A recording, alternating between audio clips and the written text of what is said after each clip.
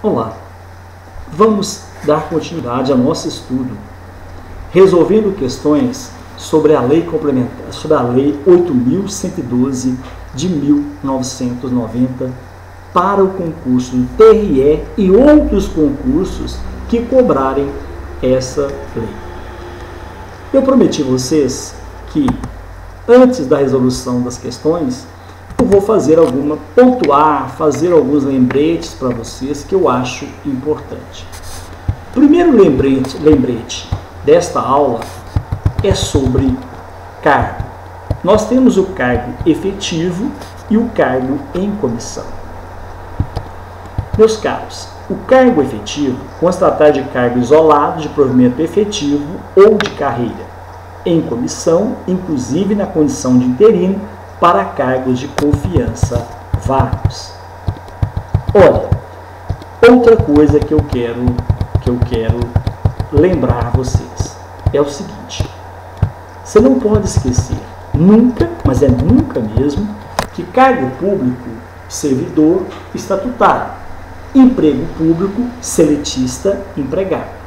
Cargo público é o conjunto de atribuições e responsabilidades previstas na estrutura organizacional que devem ser cometidas a um servidor.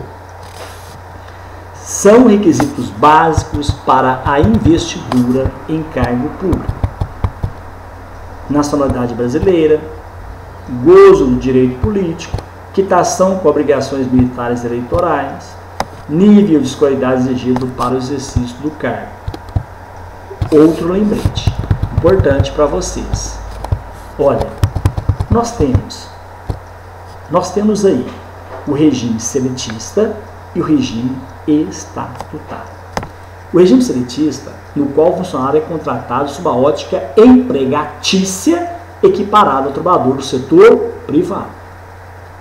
Já o regime estatutário, quando o vínculo com o servidor, por apresentar um caráter estritamente administrativo, confere uma efetividade mais estável e diferenciada daqueles regidos pela CLT, mais ou precária, quando evidenciado o interesse transitório e de confiança, a exemplo dos cargos comissionados. Outra coisa que eu comentei na aula anterior, cheguei a comentar: é proibida a prestação de serviços gratuitos, salvo os casos previstos em lei, como serviço eleitoral, jurado em tribunal do júri. Ok? Mais lembretes importantes para vocês: formas de provimento. Formas de provimento. São formas de provimento. Você vai lembrar da palavrinha que eu vou falar para vocês agora. Não adianta procurar no dicionário. Ah, professor, mas eu quero procurar, eu quero achar o significado. Não tem. Isso é mnemônica. Olha aqui. Apropronor 4. Apropronor 4. O que significa, professor? Apro é aproveitamento. Pro, promoção. No, nomeação. R4, readaptação, reversão, reintegração e recondução. São as formas de provimento. Apropronor: aproveitamento, promoção, nomeação, readaptação, reversão, reintegração, recondução. O provimento originário, nomeação. A forma de provimento originário é a nomeação. A nomeação, grave aí, é a única forma de provimento originário e far-se-á em caráter efetivo e comissão. Mais uma observação importante para vocês. Preste atenção. O servidor ocupante de cargo em comissão ou de natureza especial poderá ser nomeado para ter exercício interinamente. Poderá ser nomeado para ter exercício interinamente em outro cargo de confiança, sem prejuízo das atribuições do que ocupa atualmente. Hipótese em que deverá optar pela remuneração de um deles durante o período da interinidade. A nomeação para o cargo de carreira ou cargo isolado de provimento efetivo depende que de prévia habilitação em concurso público de provas ou de provas e títulos. Obedecido o quê? Obedecido a ordem de classificação e o prazo de validade. Concurso público, como acontecerá isso, professor? Concurso público será de provas ou de provas e títulos, podendo ser realizado em 2 etapas. Outra coisa, o concurso público será de provas ou de provas e títulos, tendo a validade de 2 anos. Tendo a validade de 2 anos, podendo ser prorrogado uma única vez por igual período. Mais um lembrante, a posse.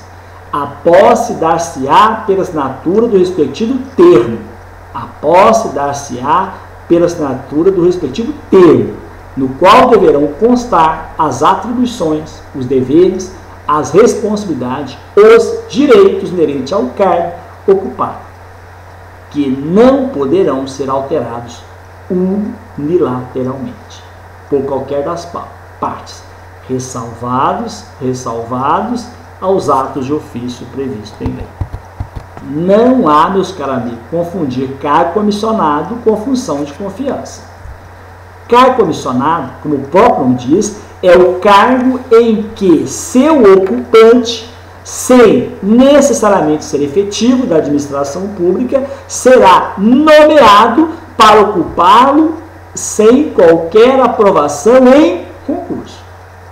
Já o cargo de confiança, a função de confiança será exercida mediante designação.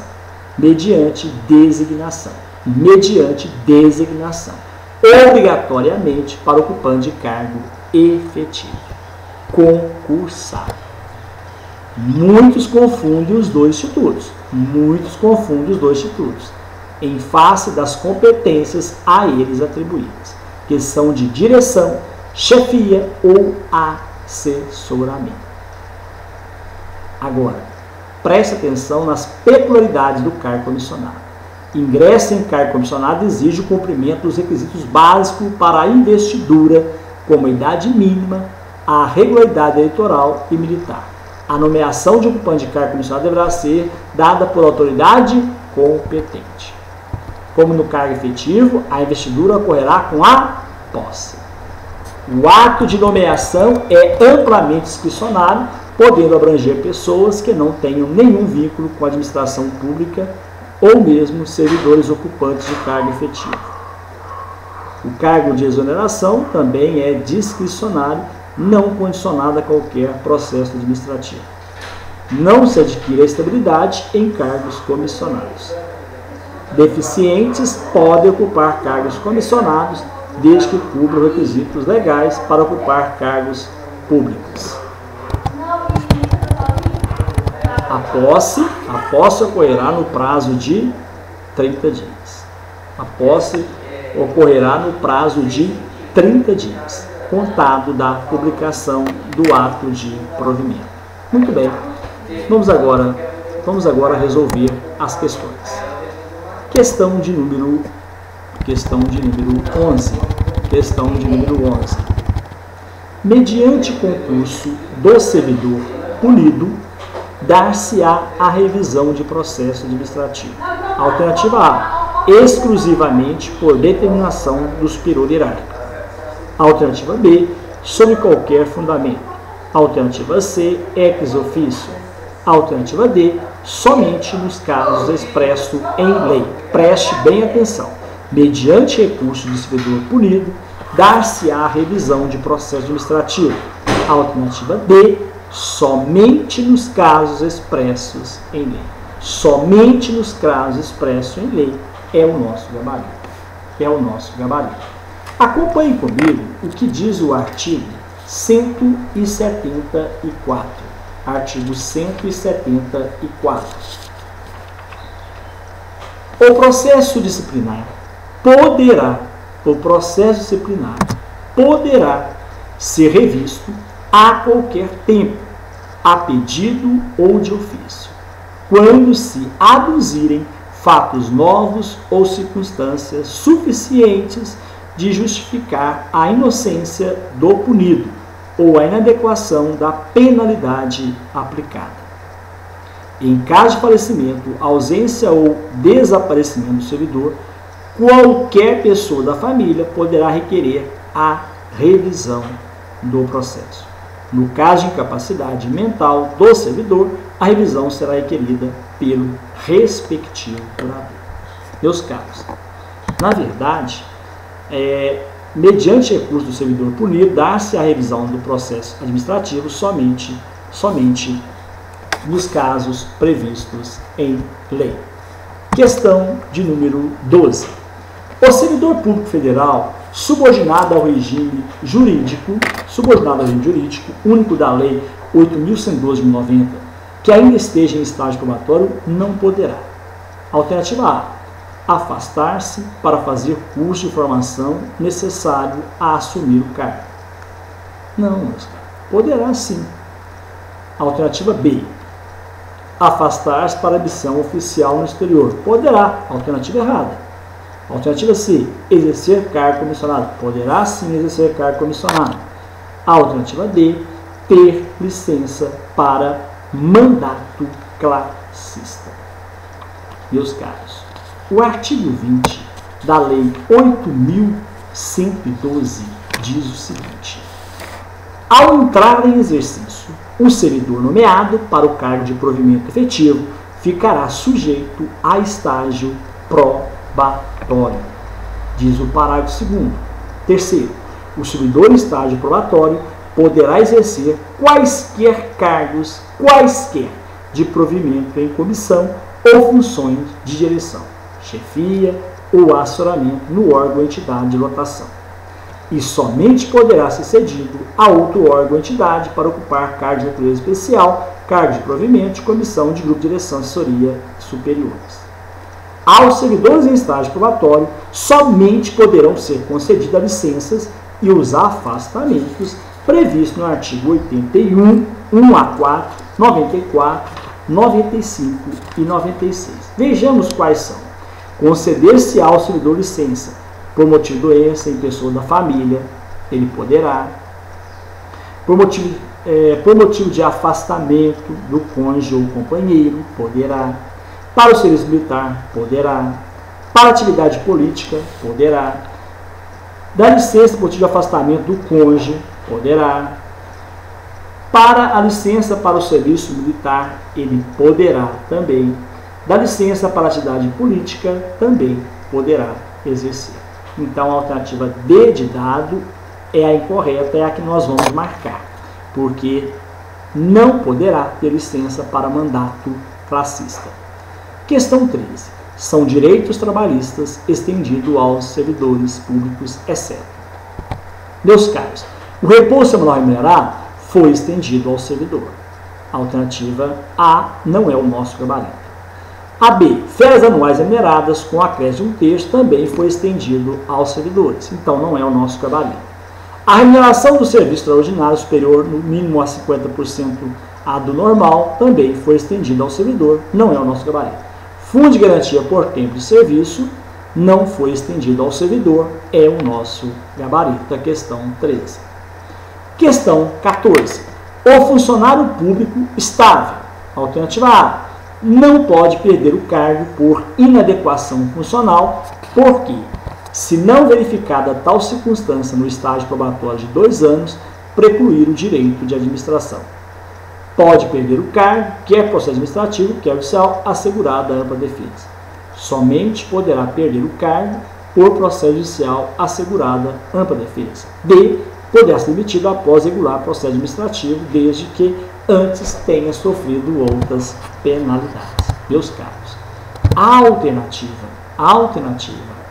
14, a questão 14, ela fala do funcionário estável.